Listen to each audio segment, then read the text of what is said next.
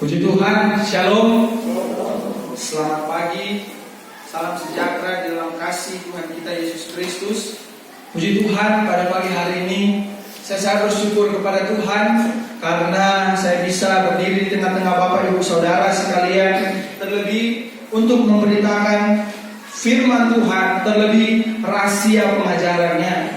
Terima kasih juga kepada Bapak Gembala yang boleh mempercayakan kehidupan kami membawakan firman Tuhan pada saat pagi menjelang siang hari ini. Saudara di dalam Tuhan, tentunya seperti puji-pujian yang telah kita bawakan, begitu bergirang-girang kita menyanyikan untuk agar supaya kita mengetahui bahwa sekalipun zaman sekarang kita telah dibebaskan, saudara, tetapi juga di dalam mengarungi perjalanan kehidupan ini, saudara, bahwa pertarungan-pertarungan yang harus kita lakukan, saudara, terlebih bertarung dengan kuasa kegelapan, bertarung dengan dosa, bertarung dengan keadaan dunia ini, saudara. Tetapi puji-pujian tadi mengatakan bahwa kita menang karena bersama dengan Yesus Tuhan. Amin. Saya bersyukur juga beberapa minggu ini kita boleh disuguhkan dengan khotbah berseri, saudara. Itulah bagaimana keadaan 7 sidang di Asia Kecil kurang lebih 2000 tahun yang lalu. Dan tentunya ada gambaran-gambaran pengertian-pengertian rohani di dalam setiap kehidupan saya dan saudara. Dan saya mengajak kita semua bangkit berdiri sesuai dengan petunjuk dan arahan daripada Bapak Gembala. Kita akan melihat kembali bagaimana tentang keadaan, yaitulah di dalam Wahyu pasalnya yang kedua. Wahyu pasalnya yang kedua, ayatnya yang kita baca ayatnya saja yang ke-18 sampai ayat yang ke-20, yaitu tentang keadaan sidang jemaat Tiatira. Wahyu 2 ayat 18 sampai ayatnya yang ke-20, firman Tuhan berbunyi demikian. Suratkanlah kepada malaikat sidang jemaat yang di Tiatira itu seperti yang demikian. Inilah sabda Allah, sabda anak Allah yang matanya seperti nyala api dan kakinya serupa tembaga berkilat. Aku tahu segala perbuatanmu dan kasih dan iman dan layan dan sabarmu dan segala perbuatanmu yang akhir itu terlebih daripada yang awal. Tetapi aku ada suatu hal ke atasmu, yaitu engkau membiarkan perempuan bernama Isabel yang mengatakan dirinya nabiya dan yang mengajar serta menyesatkan hamba-hambaku berzina dan makan barang yang dipersembahkan kepada berhala. Terima kasih. Silakan duduk kembali. Saudara di dalam Tuhan, Wahyu pasalnya yang kedua dan Wahyu pasal yang ketiga memberikan kita pengajaran bahwa gambaran tentang 7 sidang yang ada di Asia Kecil. 7 sidang di Asia Kecil sesuai dengan Efesus pasal yang kedua ayat yang ke-20. Dikatakan di situ bahwa dibangunkan berdasarkan pengajaran rasul-rasul dan nabi-nabi. Pengajaran rasul-rasul dan nabi-nabi sumbernya dari siapa, saudara? Pengajaran rasul-rasul sumbernya daripada Tuhan Yesus sendiri. Makanya di dalam Wahyu pasal 2, Wahyu pasal yang ketiga, sidang jemaat yang ada di Asia Kecil, baik ke-7 sidang jemaat ini, saudara, memiliki pengajaran yang seharusnya sesuai dengan apa yang diberitakan oleh Tuhan Yesus sendiri, saudara. Karena kita tahu bersama bahwa firman Allah mengatakan apa yang diberitakan oleh Yesus, bahwa sesungguhnya bukan pikiran dia sendiri, tetapi daripada Bapa, daripada surga. Makanya gambaran 7 sidang di Asia Kecil adalah gambaran 7 sidang yang telah menerima. Sekali lagi, gambaran 7 sidang di Asia Kecil adalah gambaran sidang jemaat yang telah menerima pengajaran berlandaskan kebenaran firman Tuhan, saudara. Sehingga kita tidak perlu ragukan lagi bahwa sumbernya dari siapa, saudara. Kita yang berada di ujung ayat zaman ini tentunya memiliki gambaran-gambaran akan apa yang akan terjadi, saudaraku. Ke-7 sidang di Asia Kecil, saudaraku, ditegur oleh Tuhan tentunya pada tahun berapa ketika Rasul Yohanes menerima pengahyuan, kurang lebih tahun 90-an Masehi, saudara. Dan pembangunan, yaitulah pembangunan sidang jemaat, kita tahu bersama gereja hujan awal, saudaraku, semenjak daripada ketika Tuhan Yesus disalibkan, kemudian saudaraku, rasul-rasul melalui mandat daripada Tuhan Yesus, bahwa Kisah 1 ayat yang ke-8 memberitakan firman Tuhan. Matius pasal yang ke-28 juga, bagaimana Tuhan Yesus agar supaya komando daripada Tuhan Yesus memberitakan firman sampai ke ujung bumi, saudara. Makanya ketujuh sidang di Asia Kecil, bagaimana dibangun berdasarkan pengajaran daripada Tuhan. Tetapi tahun 90, saudara, ditegur oleh Tuhan. Kita tahu bahwa penyaliban itu kurang lebih terjadi tahun 30-an, 33 atau 34, saudara. Bagaimana penyaliban terjadi, saudara, setelah gereja dibangun kurang lebih 50 sampai 60 tahun kemudian. Tuhan Allah, Tuhan Yesus kembali lagi melalui Rasul Yohanes menegur kepada 7 sidang di Asia Kecil, agar supaya mereka memperhatikan akan kehidupan mereka, baik kepada ketujuh bintang dan kepada ketujuh kaki dia. Ketujuh bintang berbicara tentang ketujuh malaikat sidang, saudara. Salah satunya malaikat sidang yang ada di sidang Tiatira. Dan kepada dikatakan ketujuh kaki dia, yaitu kepada sidang jemaat yang ada di Tiatira, saudara. Diajarkan, ditemplat untuk apa, saudara? Agar kembali kepada apa yang dikatakan oleh Tuhan Yesus Kristus. Makanya saudaraku, minggu lalu telah dijelaskan baik ayatnya yang ke-18 dan ayatnya yang ke-19, bagaimana perbuatan sidang jemaat Tiatira. Tiatira berbicara tentang dupa yang harum, saudara. Tetapi ternyata bukan dupa yang harum seperti yang dikatakan seperti penyembahan kita. Harus seperti dupa yang harum naik kepada Tuhan, saudaraku. Tetapi ditemplat melalui firman Tuhan ayatnya yang ke-20, yaitulah engkau membiarkan perempuan bernama Isabel. Ada penyembahan-penyembahan yang tidak sesuai dengan kebenaran firman Tuhan, saudara. Terlebih penyembahan-penyembahan yang dikatakan firman Tuhan, yaitulah apa? Disebut dengan penyembahan, yaitulah sampai kepada persinahan secara rohani, saudara. Makanya ditegur kepada sidang jemaat yang ada di Tiatira. Perhatikanlah baik-baik bahwa sesungguhnya engkau membiarkan perempuan bernama Isabel yang mengaku sebagai nabi, saudara. Di ujung akhir zaman ini, melalui pembukaan pengajaran dikatakan bahwa akan ada terompet-terompet, yaitu daripada kuasa kegelapan, saudara. Ini yang menjadi tantangan kita di ujung akhir zaman ini, bahwa sesungguhnya apa yang sementara terjadi di jemaat Tiatira menjadi juga gambaran kita semua, terlebih juga sidang jemaat Geswa Immanuel dan luar. Menjadi perhatian kita semua bahwa sesungguhnya kehidupan saya memperhatikan kehidupan saya dan saudara, bahwa dikatakan firman Tuhan, yaitulah Isabel, dia membawa kabar dan mengakibatkan baik anak Tuhan sidang jemaat mengadakan persinahan secara rohani. Apa itu, saudara? Memang kedengarannya agak sedikit tajam, saudara, tetapi maksud dari semuanya adalah apa? Mencampurkan tentang pengajaran yang langsung daripada Tuhan, baik wahyu firman, wahyu pengajaran, dengan mencampurkan, yaitulah pikiran akal-akal manusia, terlebih pengetahuan dunia, dicampurkan dengan pengajaran yang daripada Tuhan. Dan paling parah lagi, yaitulah apa yang dikatakan di sini, itulah bagaimana pengajaran yang daripada kuasa kegelapan tercampur, saudaraku. Kita di ujung akhir zaman ini menjadi gambaran sidang jemaat yang ada di Tiatira, saudaraku, bahwa sesungguhnya kehidupan saya dan saudara, baik sebagai hamba Tuhan sidang jemaat ketujuh bintang dan ketujuh kaki dia, berarti berada di dalam tangannya Tuhan, saudara. Kita yang sudah dipanggil, kita sudah dipilih, dan kita yang sebenarnya ditetapkan oleh Tuhan sampai kepada masa yang diperkenankan, saudara. Tentunya secara garis besar firman Tuhan katakan, dia tidak membiarkan kehidupan kita agar binasa. Dia tidak menginginkan satu orang pun untuk binasa, saudara.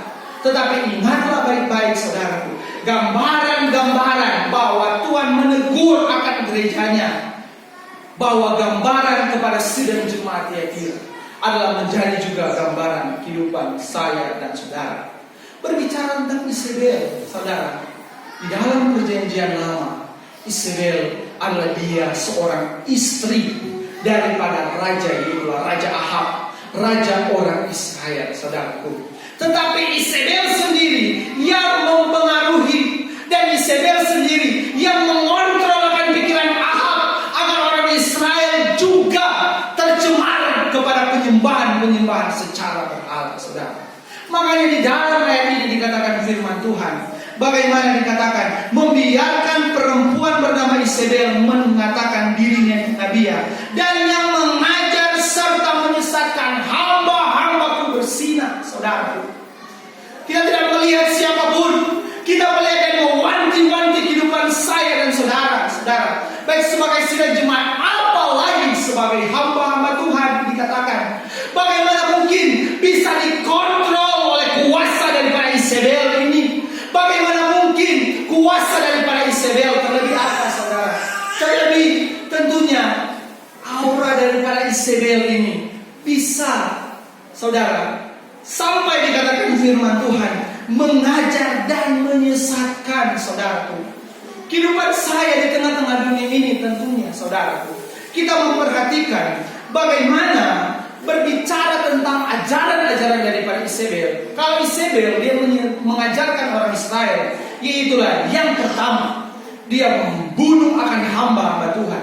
Yang kedua, dia menyembah berhala. Yang ketiga, dia mencuri. Dan yang keempat, dia bersinah, saudara. Itu Isabel di dalam perjanjian lama. Dan tentunya kita yang berada di ujung air sama ini, hati-hati dengan Isabel yang mengganggu akan sidang jemaat. Hati-hati dengan Isabel.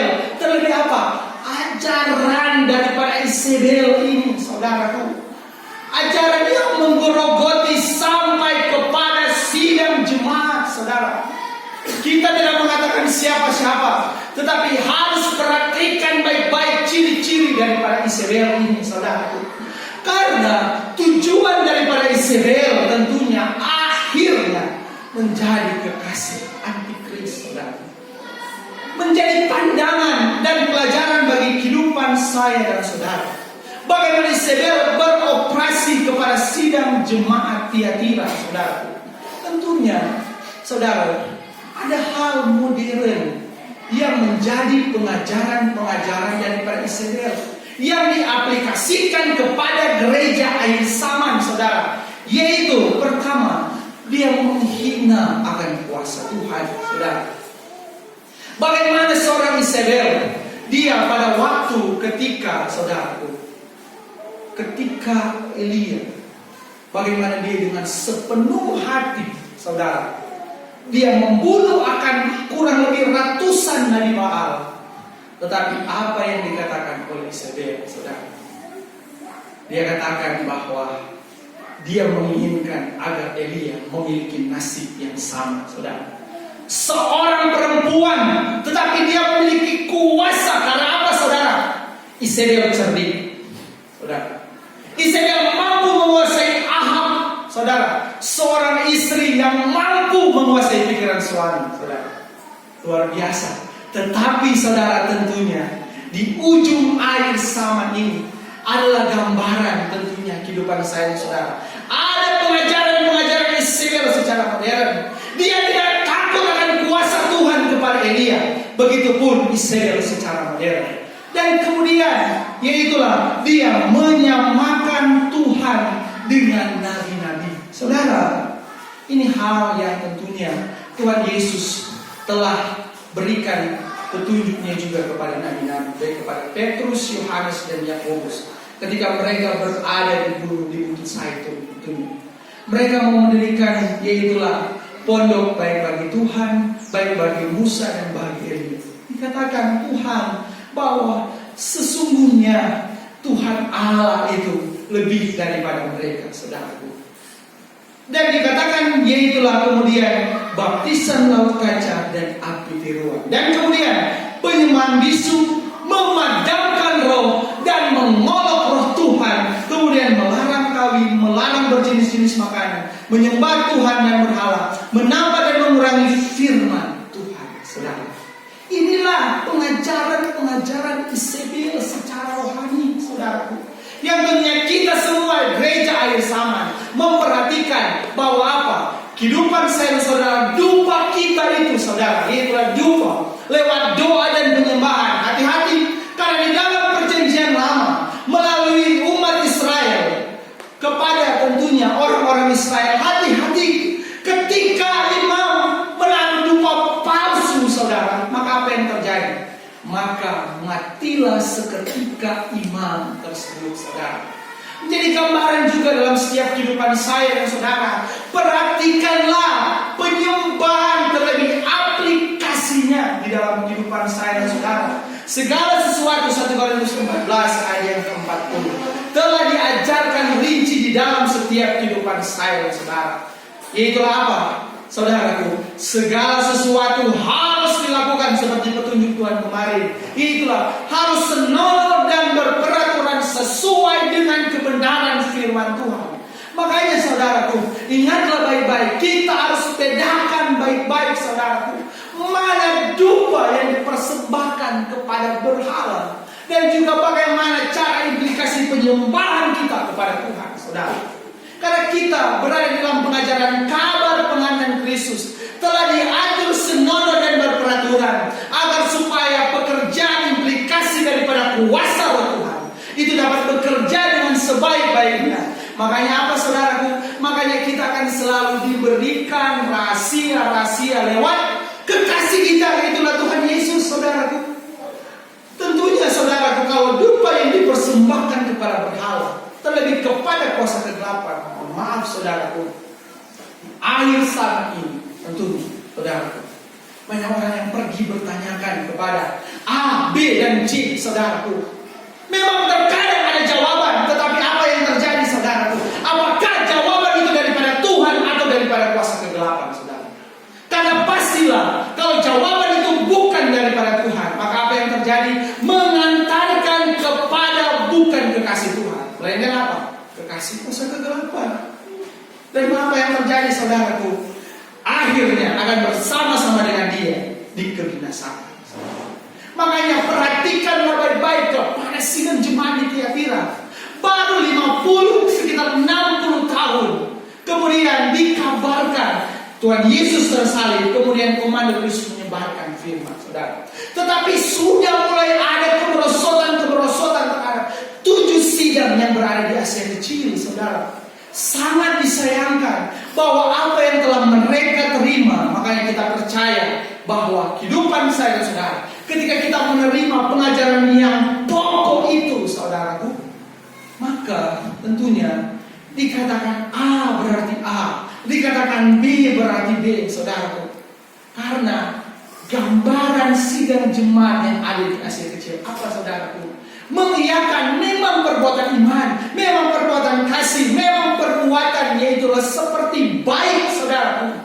Tetapi apakah cukup di pemandangan mata Tuhan? Tidak. Di pemandangan mata Tuhan yaitu apa? Melakukan segala hukum Tuhan. Firman mengatakan kitab Yohanes, siapa yang mengasihi aku, maka dia akan melakukan segala hukumku saudaraku. Hukum yang daripada Tuhan tidak sekedar saja hukum A, hukum B, hukum C, tidak saudara, tetapi keseluruhan daripada hukum Tuhan. Maka inilah yang menjadi pengajaran dan contoh dan teladan bagi setiap kehidupan saya dan saudara. Berbicara tentunya saudaraku tentang hal-hal itu, kenapa sampai itu terjadi saudara? Tuhan Allah melalui kebenarannya membukakan dalam kehidupan kita bahwa ada 3 hal yang menyebabkan peristiwa yang ada di sidang jemaat Tiatira terjadi saudara. Yang pertama yaitulah karena tidak menyelidik hukum Tuhan. Yang kedua karena tidak berharap, karena selalu berharap kepada akal. Dan yang ketiga yaitulah apa? Yaitulah terjadi yaitulah persinahan secara rohani. Yang pertama yaitulah apa? Tidak dikatakan firman Tuhan, tidak menyelidiki hukum Tuhan saudara. Firman Tuhan katakan hukum Tuhan itu sempurna. Yesaya 34, selidiklah hukum Tuhan. Bacalah saudaraku 1 Yohanes 2. Bahkan roh Tuhan akan memberikan kita pengertian-pengertian. Kita baca Yesaya pasalnya yang ke-34 ayat yang ke-16. Yesaya 34 ayat 16. Selidiklah olehmu akan kitab Tuhan, serta bacalah bahwa daripada sekalian itu satu pun tiada akan hilang, baik ini baik itu, satu pun tiada akan kurang, karena mulutnya sendiri juga yang sudah berfirman, dan rohnya pun akan mengumpulkan dia. Dan baca dalam 1 Yahya pasal yang kedua ayatnya yang ke-27. 1 Yahya 2 ayat 27. Adapun kamu ini, maka karunia roh yang telah kamu peroleh daripadanya itu tinggal di dalam kamu, dan tak usah kamu diajar oleh seorang pun lagi, melainkan karunia-Nya itu memberi kamu pengajaran dari hal segala perkara, dan sungguhlah karunia itu bukannya palsu, dan seperti kamu sudah diajarnya, maka tinggallah kamu di dalam Dia. Haleluya, saudara. Berarti dikatakan firman Tuhan, kita bersandar kepada karunia roh Tuhan, saudaraku.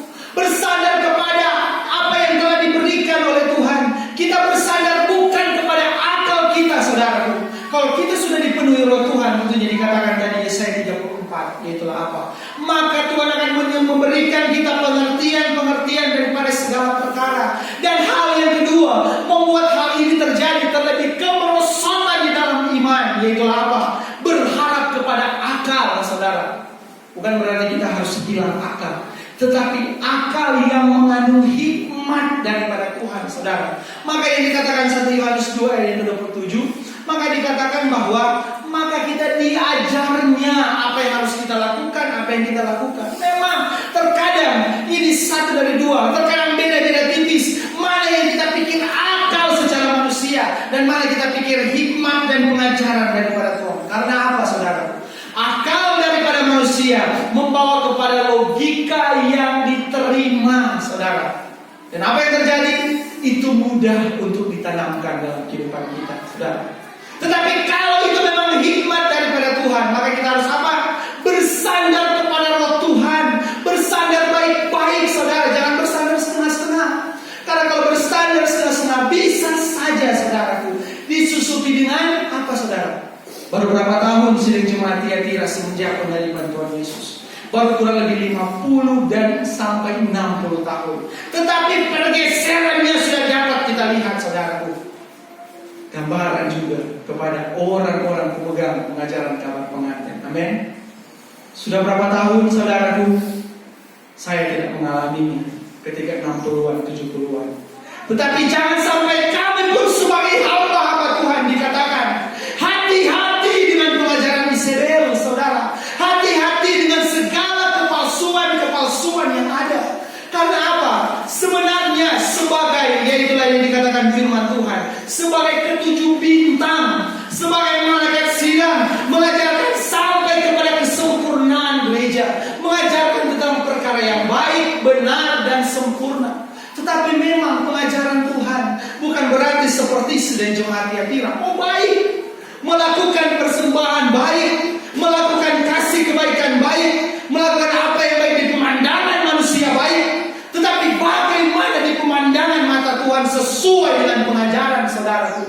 Tidak semata-mata kepikiran manusia, ya kata manusia, tetapi bagaimana ya kata Tuhan. Amin. Bagaimana ya kata kebenaran firman Tuhan. Karena dikatakan tersebut bahwa apa, saudaraku? Kalau berbicara tentang logika yang diterima, saudaraku, tentunya, saudara, logika yang diterima, saudaraku, yang dikatakan itulah apa? Sampai kepada yang paling berbahaya, saudara. Itulah dikatakan firman Tuhan, memutarbalikkan firman akibat apa? Tidak tahan pendengaran, saudara. Kata firman Tuhan, akibat sudah gatal akan telinga, akibat sudah katakan ini tidak sesuai dengan kehidupanku. Firman Tuhan katakan bukan firman yang dirubah, tapi kehidupan yang dirubah. Amin. Bukan firman yang harus dirubah, saudaraku. Mau ikut orang pikiran akal manusia? Tidak. Siapa yang merubah firman? Firman Tuhan katakan, siapa yang merubah firman menambahkan bala terhadap kehidupannya, saudaraku. Atau mengurangi firman. Firman Tuhan katakan, siapa yang mengurangi firman, maka dia akan ditumpas, namanya akan tidak ada di dalam kitab Al-Hayat, saudara. Tetapi dalam setiap kehidupan kita percaya bahwa apa yang menjadi hikmat Tuhan, saudara, kita berdoa baik-baik. Karena mungkin semenjak daripada pewahyuan pengajaran 60 tahun sampai 60 tahun, saudara, kita berdoa agar apa? Karena kita percaya bahwa kemerosotan gereja bukan terjadi secara sesaat, saudara, tetapi terjadi secara waktu dan bertahun-tahun.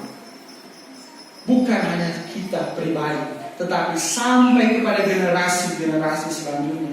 Mungkin sekarang ini kita berpikir kita telah pagari akan pagar iman kita sebaik-baiknya. Tetapi bagaimana yang selanjutnya, saudara? Menjadi juga tanggung jawab kita pribadi, saudara. Makanya dikatakan firman Tuhan, apa yang menjadi akhir kehidupan daripada Isabel ini, saudara? Di dalam perjanjian lama telah diterangkan baik-baik. Isabel adalah istri daripada Ahab. Maka apa yang terjadi? Isabel mati dan dimakan oleh, mohon maaf, anjing, saudara. Anjing berbicara tentang antikris. Berarti apa? Orang yang masih dalam golongan pengajaran Isabel, saudara, menjadi mangsa dan terkaman, dan menjadi terkaman daripada itulah antikris sendiri, saudara. Saat ini kehidupan saya dan saudara, pengajaran jelas sekali harus mengatakan bahwa pergi ke Sion dan luputkanlah dirimu. Di Sion ada apa, saudara? Di Sion ada penyembahan yang benar. Di Sion ada dupa yang dinaikkan sampai ke hadirat Tuhan. Di Sion ada tempat keluarnya firman, Yesaya 2 ayat 2 dan 3. Berarti apa, saudaraku? Kalau mau luput daripada anjing-anjing ini, saudara, mohon maaf, agak kasar, saudara. Kalau mau luput daripada kuasa antikris, mau luput daripada cengkraman antikris, saudara, terlebih dikatakan puncaknya 5 bulan lamanya tidak ada kematian, saudara. Harus apa? Pergi ke Sion. Amin. Oleh karena Sion kita tak berdiam diri. Oleh karena Sion kerja Yesus ku melayani, saudara. Banyak kali saya teringat guru kami itulah Opah. Itu bisa katakan Opah. Dia selalu ingatkan Yesaya 62 ayat 1-2. Oleh karena Sion kita tidak berdiam diri. Yesaya 62 ayat 6c. Itulah dikatakan apa? Oh, ingatlah engkau yang mengingatkan orang karena Tuhan. Jangan sekali-kali berhentikan lelah, saudara. Pasti ada yang lelah. Pasti dalam mengiring panggilan Tuhan, saudara. Tuhan, kondisi yang seperti ini, Tuhan, apalagi berada di dalam kebingungan, berada di dalam jalan buntu, berada di dalam Tuhan, apa yang harus kami lakukan, saudaraku? Tetapi hati-hati, saudaraku, jangan kebingunganmu mengantarkan kamu kepada apa? Kepada bersekutuan dengan Israel, mengantarkan kamu kepada kebinasaan. Tetapi haruslah kebingunganmu satu jalannya, yaitu apa? Pergi ke Sion. Haleluya. Di mana ada penyembahan yang indah dengan Tuhan, di mana ada persekutuan yang manis dengan Tuhan, luputkanlah dirimu. Karena ada jahat yang daripada utara. Dia telah berbicara tentang antikris, saudaraku. Tentunya, saudaraku, berbicara tentang hal-hal Isabel. Mari kita baca 2 Tesalonika pasalnya yang kedua, ayatnya yang ke-9. 2 Tesalonika 2 ayat 9. Adapun kedatangan si durhaka itu menurut gerak iblis dengan segala kuasa dan tanda ajaib dan mujizat yang palsu, ayat 10, dan dengan segala semu daya kejahatan bagi orang-orang yang akan binasa, sebab mereka itu tiada menaruh kasih akan yang benar, supaya mereka itu selamat. Terima kasih. Tadi apa, saudara, dikatakan firman Tuhan? Segala kepalsuan ini mengantarkan orang kepada apa? Mengantarkan orang tidak mengasihi dirinya sendiri agar selamat, saudaraku. Tetapi kepalsuan dengan mujizat palsu, tanda yang palsu, saudaraku, mengantarkan orang kepada tentunya menjadi kekasih daripada antikris, saudara. Maka dikatakan firman Tuhan berbicara tentang pengajaran Isabel, percampuran antara Galatia 1 ayat 11-12, pengajaran daripada Tuhan yang diterima dari sorga, yaitulah mana yang dari sorga, saudaraku, dan pencampuran akan manusia, pencampuran pengajaran setan-setan mengakibatkan apa? Diwanti-wanti oleh Rasul Paulus di dalam Rum pasal yang ke-16 ayat 15 sampai 20, saudaraku. Palingkanlah diri. Kita baca Rum 16 ayat 15 sampai 20. Rum 16 Maksud saya ayat 17 sampai 18. Rum 16 ayat 17 mulai. Aku minta kamu, hai saudara-saudaraku, akan memperhatikan segala orang yang mendatangkan perselisihan dan waham bersalahan dengan pengajaran yang kamu pelajari. Hendaklah kamu menyimpang daripada mereka itu.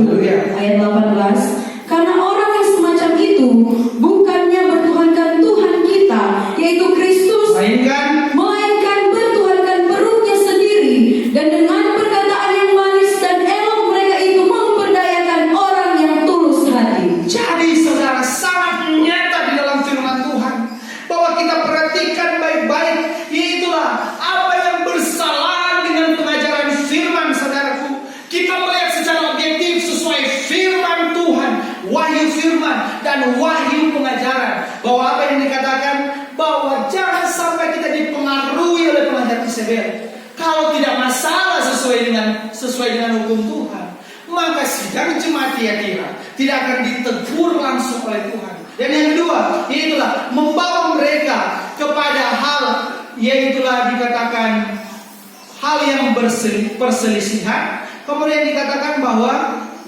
kehidupan kita harus menyimpang daripada hal itu. Saya masih teringat, saudara, semenjak mungkin ada yang lebih dahulu ketika mengiring mempertahankan panggilan Tuhan.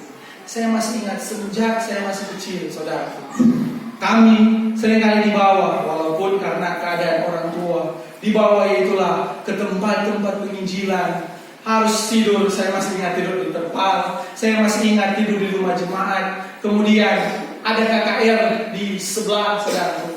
Karena saya ketika terbangun, saya mencari tidurnya orang tua, saudara. Saya pergi lewat lorong, saudaraku, bertemu dengan orang mabuk, saudara. Kemudian ada orang mabuk, karena saya masih kecil, saya cuma tahu dia berjalan bengkok-bengkok. Saya tidak tahu apakah dia berbahaya atau tidak, saudara. Tetapi karena, saudaraku, kita lihat bagaimana kuasa pengajaran itu diberitakan, saudaraku, diwanti-wanti semenjak pada zaman itu. Yaitu apa? Ingatlah baik-baik, saudaraku, akan terjadi, yaitulah kuasa. Tentunya itulah kuasa kuda kelabu, saudara. Percampuran antara terang dan gelap. Firman Tuhan katakan di dalam kitab Korintus bahwa terang dan gelap itu tidak bisa berjodoh, saudara. Bahwa di akhir zaman ini hati-hati, saudara, bahwa kekuatan kuda kelabu, kekuatan kuda, saudara, dikatakan dalam wahyu 6 bukan kekuatan bisu, kekuatan kuda, saudara. Manusia pun, saudara, saya percaya paling kuat kalau dia bisa melawan kekuatan kuda, saudara. Kecepatan kekuatannya. Makanya kita harus berhati-hati, wanti-wanti kehidupan kita dengan kuat kuasa Tuhan. Karena apa, saudaraku? Ada berbagai macam tingkatan-tingkatan kepalsuan, saudara. Coba kita baca firman Tuhan. Mari kita baca firman Tuhan dalam Markus 13 ayatnya yang ke-22. Markus 13 ayat 22. Markus 13 ayat 22. Karena beberapa Kristus palsu dan nabi palsu akan terbit, serta mengadakan pekerjaan yang ganjil dan perbuatan yang heran supaya menyesatkan, jikalau oleh orang yang terpilih itu juga. Dan kita baca 2 Korintus pasal yang ke-11 ayatnya yang ke-13. 2 Korintus 11 ayat 13. Karena orang yang semacam itu rasul-rasul palsu yang bekerja dengan tipu daya dan yang merupakan dirinya seolah-olah rasul-rasul Kristus. Dan masih lagi 2 Petrus pasalnya yang kedua ayat yang pertama. 2 Petrus 2 ayat 1. Tetapi dahulu ada juga beberapa nabi palsu di antara kamu itu. Demikian pula di antara kamu akan ada kelak beberapa guru palsu yang akan membawa pengajaran sesat dengan sulit, yang membinasakan orang. Maka mereka itu menyangkali Tuhan yang telah menebus mereka itu, serta mendatangkan ke atas dirinya kebinasaan dengan segera.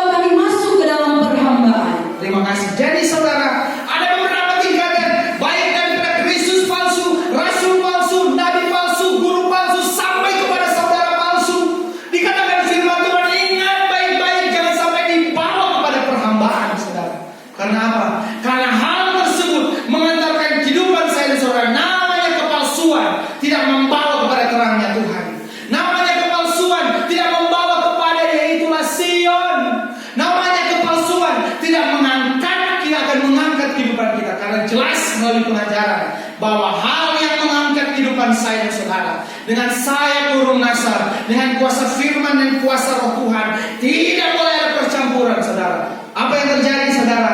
Maka kelima hal ini, Kristus palsu, nabi palsu, rasul palsu, guru palsu, bahkan saudara palsu, mengantarkan kepada apa? Mengantarkan kepada pengajaran, yaitulah benih gereja yang tertinggal, saudara. Tidak ada yang dikatakan bisa yes, bisa no. Yes, yes, no, no, saudara. Kata kebenaran firman Tuhan. Maka apa yang terjadi, saudara, dikatakan firman Tuhan tersebut, maka kita diingatkan kepada saudara. Saya percaya tak perlu melihat apapun, kita melihat apa yang menjadi kehidupan saya dan saudara, apa yang menjadi kita yang ada di dalam saudara, agar supaya tidak menjadi percuma ketika bukan saya paling sangat ingat sekali, saudara, bagaimana kehidupan gereja Tuhan diwanti-wanti dengan sekeras mungkin, seperti singa yang meningkas, saudara. Segala hal yang tidak sesuai dengan firman Tuhan harus dibabat betul, saudara, agar supaya hal ini, kalau sidang jemaat Tiatira 50-60 tahun pergeserannya sangat besar, kehidupan Ges bagi Manuel dengan luar, jangan sampai, saudaraku, baru 5-10 tahun, 15 tahun, 20 tahun pergeserannya sudah dapat terlihat. Tetapi saya percaya karena pertahanan, karena dikatakan firman Tuhan, kita bersandar kepada Tuhan, bukan bersandar kepada akal kita, saudaraku. Jangan pernah merasa hebat, saudaraku. Jangan pernah merasa karena saya, dan karena saya. Tetapi semua karena Tuhan. Kita bersama-sama seperti pujian dikatakan, di sorga nanti pakai baju putih, atas kepala mahkota emas. Haleluya. Karena seperti pujian, itulah apa? Lihat tanda-tanda zaman dunia mau binasalah. Tetapi ketika dikatakan ada pertemuan di udara, pertemuan yang manis. Haleluya. Kita semua bersama-sama, tidak satu kurang, tidak ada yang kurang satupun. Tetapi ingat, saudaraku, hati-hati 5 macam hal ini. Kristus, rasul, nabi, guru, sampai kepada saudara sekalipun. Lihat baik-baik. Kita tidak melihat secara orangnya, tapi kita lihat secara objektif. Apakah ini sesuai firman atau tidak, saudara? Karena firman Tuhan katakan, berbicara tentang persinahan secara rohani, saudaraku, kita tarik garis sampai kepada akhir zaman, saudaraku. Di akhir zaman nanti, saudaraku, setelah gereja Tuhan diangkat ke awan-awan yang bermai, maka apa yang terjadi? Maka akan masuk kepada zaman di mana? Zaman antikris. Dan zaman antikris akan dikepalai oleh siapa, saudaraku? Dialah seorang yang dikatakan antikris, dan dia memiliki kekasih, saudaraku. Kekasih yang dinamakan gereja Sunda. Mohon maaf mungkin terdengar kasar. Itulah apa? Gereja yang sudah bersekutu dengan pengajaran Tuhan, sudah bersekutu dengan pengajaran akal-akal manusia, dan sudah bersekutu dengan pengajaran setan-setan.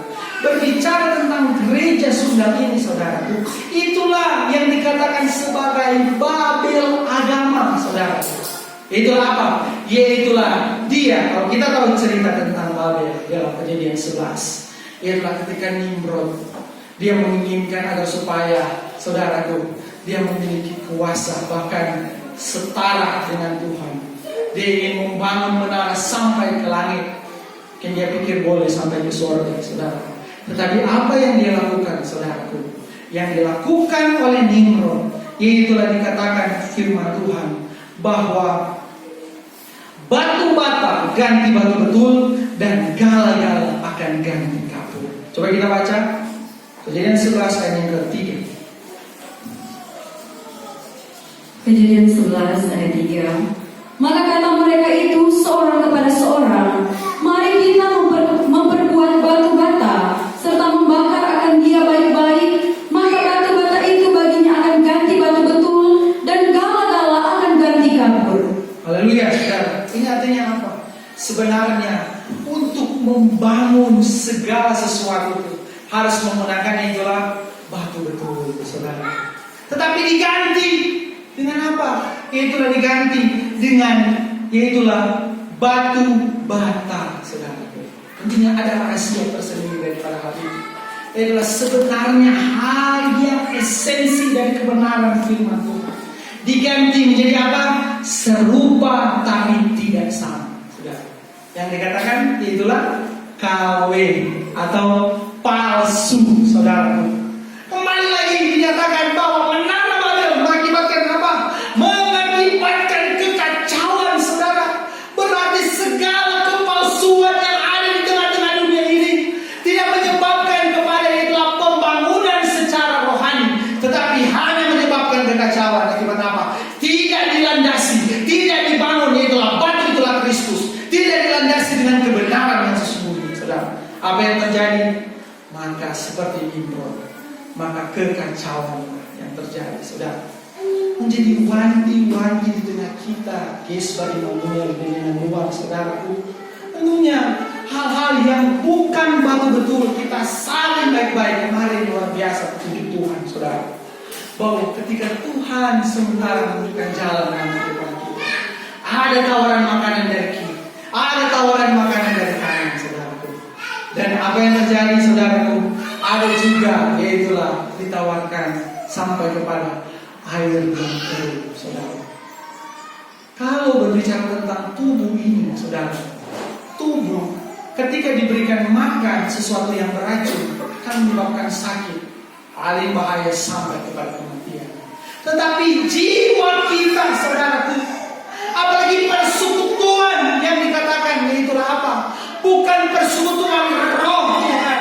Maka baik jiwa, baik roh itu bisa tercemar dengan pengajaran-pengajaran, itulah pengajaran Isabel, saudaraku. Ingatlah baik-baik, kalau jiwa sudah mulai sakit, saudaraku, itu obat apa, saudara? Berarti harus ada obatnya. Dikatakan firman Tuhan bahwa obatnya itulah apa? Tuhan katakan, marilah kepadaku, saudaraku. Seperti seorang Samaria yang baik hati, maka dia membawa ke rumah tumpangan. Dia membawakan orang yang sakit ini, saudaraku. Dibayarnya akan kehidupan kita lunas dalam penyalipannya. Tetapi saudaraku, kehidupan kita jaga selalu kesehatan jiwa. Amin. Saya percaya tidak mungkin sampai gangguan jiwa, saudara. Itu tentunya terlalu jauh kalau sampai gangguan jiwa. Tetapi bagaimana dengan sampai gangguan jiwa secara rohani? Itulah apa? Mengkonsumsi akan pengajaran yang membawa kepada kebinasaan, saudara. Mengkonsumsi pengajaran yang membawa kepada apa? Kepada kekasih, bukan kekasih Tuhan, tetapi kekasih daripada kuasa kegelapan Antikristus. Karena saudaraku, di dalam Tuhan dikatakan bahwa orang yang sakit itu tidak mungkin menikah dengan Tuhan. Sekali lagi, secara rohani kehidupan kita harus dipersatukan dengan Tuhan. Tetapi kalau orang yang sakit, saudaraku, tidak mungkin menikah dengan Tuhan. Karena apa yang akan terjadi, saudara? Karena gambaran daripada air ini menentukan kesehatan kita, saudara. Gambaran daripada isi jiwa kita menentukan kesehatan jiwa kita. Gambaran apa yang kita konsumsi, saudara. Karena tentunya kalau masih dari anak-anak, pemuda, saudara, tentunya yang kita terima karena mungkin belum banyak yang kita terima. Bisa kan bisa orang bilang masih labil. Tetapi karena kita sudah sampai kepada kedewasaan, bertambah sempurna sama dengan Kristus, maka jangan sampai kita dikatakan labil atau kanak-kanak rohani. Hari ini kiri, besok kanan. Hari ini kiri, besok kanan. Itu menyebabkan apa? Menyebabkan timpang, saudara. Menyebabkan sebenarnya lima orang sudah dewasa, tetapi sekian lama masih kerdil begitu saja, saudara. Mengantarkan kepada sekali lagi seperti sidang jemaat yang ada di Tiatira. Dan apa yang terjadi, saudara? Kita baca, yaitulah firman Tuhan, gambaran tentang yaitulah gereja yang dikatakan firman Tuhan. Coba kita baca tadi di dalam Wahyu pasal yang ke-17, Kita baca dari ayat pertama sampai ayatnya yang kedua. Wahyu pasal 17 ayat 1 mulai. Maka datanglah seorang daripada ketujuh malaikat yang membawa ketujuh bokor itu, bertutur dengan aku katanya, marilah kemari, aku hendak menunjukkan kepadamu hukuman atas sundal besar yang duduk pada air yang banyak. Ayat 2. Dengan dia segala raja di bumi telah bersundal, dan segala isi dunia pun mabuk dengan air anggur persundalannya itu. Terima kasih. Jadi saudara dikatakan seorang, yaitulah aku menunjukkan kepadamu hukuman atas sundal yang besar, duduk pada air yang banyak. Berarti dia berada di tengah-tengah orang fasik, saudaraku.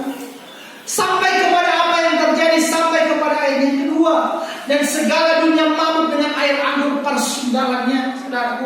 Sudah masuk sampai kepada jiwa sendiri, saudara. Bagaimana kekuatan daripada pengajaran Isabel ini, saudara. Sudah masuk sampai ke dalam jiwa.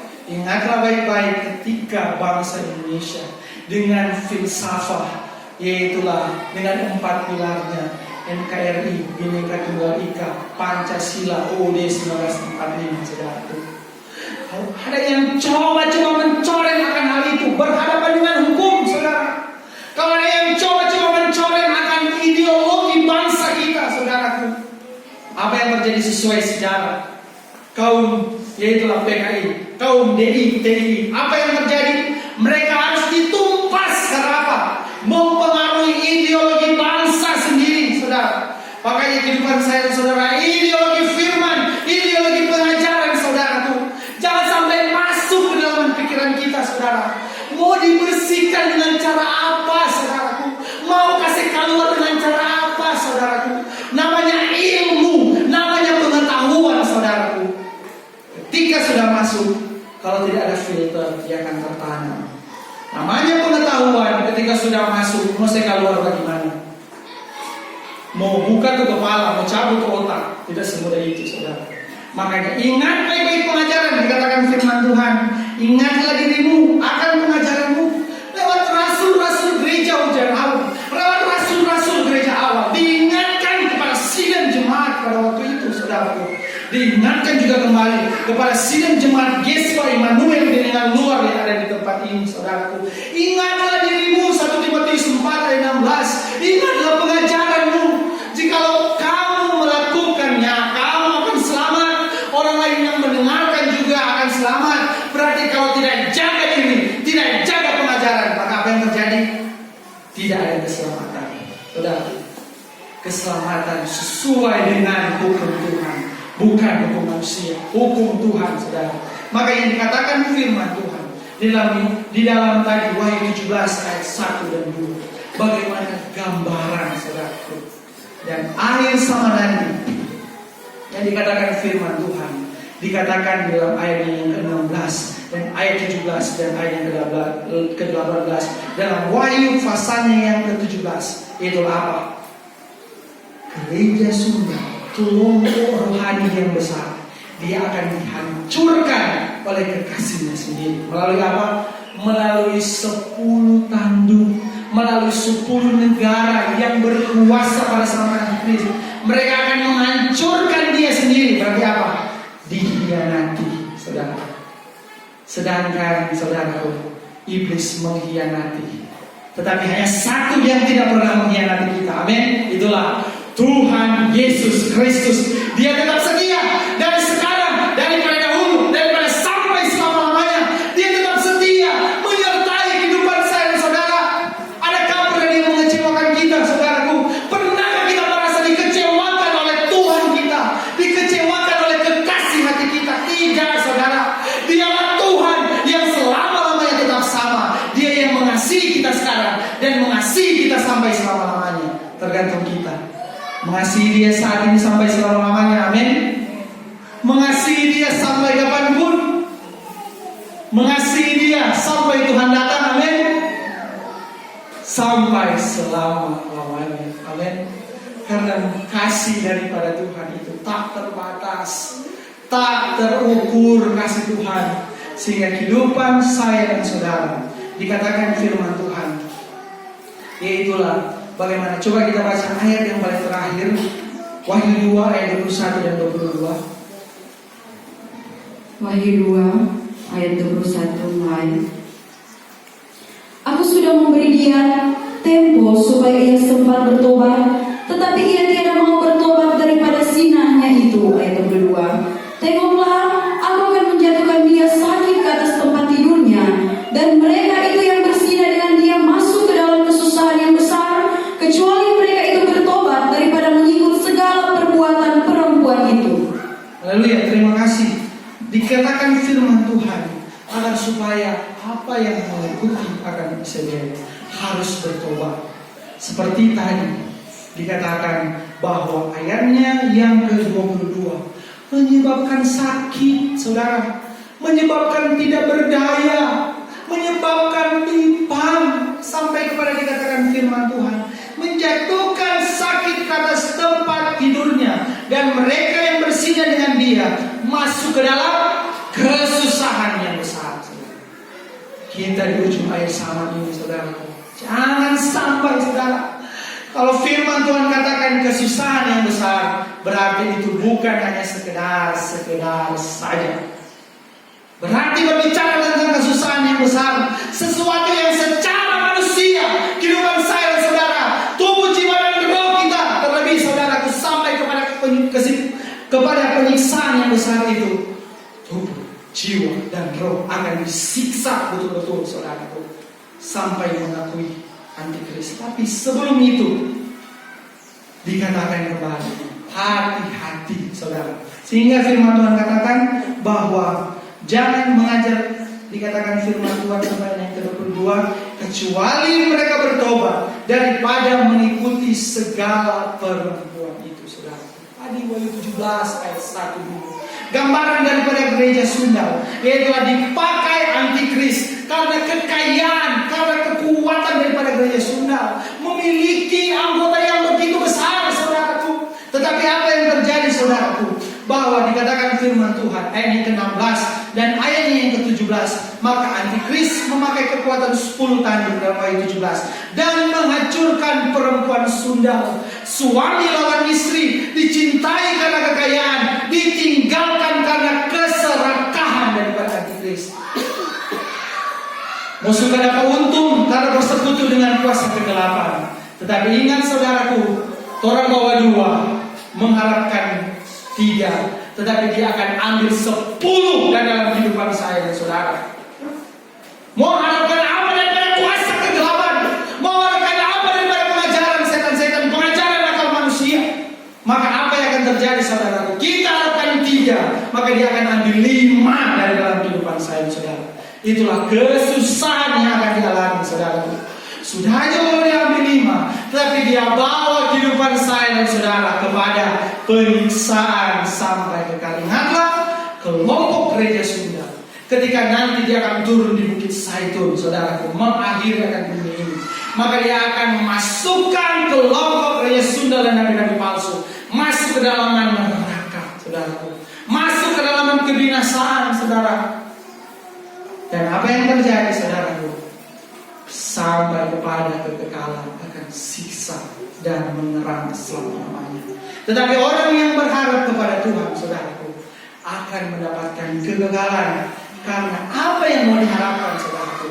Mengikuti kelompok gereja Sunda, Wahyu 18 dikatakan akan dihancurkan 2 hal, yaitu yang pertama, pelajaran gereja Sunda akan dihancurkan, dan kedua, kedudukannya nanti secara, kalau lewat Bapak Gembala akan menjelaskan lebih detail di mana kedudukannya, siapa dia, dan apa pengaruhnya di tengah-tengah dunia ini. Dan saya katakan sesuai dengan pengajaran, dia bukan pengaruh yang kecil, saudara. Dia adalah pengaruh yang besar, saudara. Karena apa, saudaraku? Karena nanti pada zaman antikris, saudara, dia akan berkuasa. Tetapi di depan saya, saudara, lari. Makanya firman Tuhan katakan, luputkanlah hal itu, luputkanlah daripada kita. Yesua Immanuel dengan luas sidang jemaat hamba-hamba Tuhan memperhatikan pengajaran. Lebih tambahkan pertumbuhan kita, saudaraku. Lebih tambahkan pertahanan kita. Pagar baik-baik dalam kehidupan saya, saudara, dengan pengajaran firman, pengajaran daripada Tuhan. Maka Apa yang akan kita dapatkan, saudaraku? Maka dikatakan, sabaslah engkau hamba yang setiawan, karena engkau setia. Oh, sedih. Kalau yang dikatakan firman Tuhan di dalam Yeskiel 16, yaitu apa?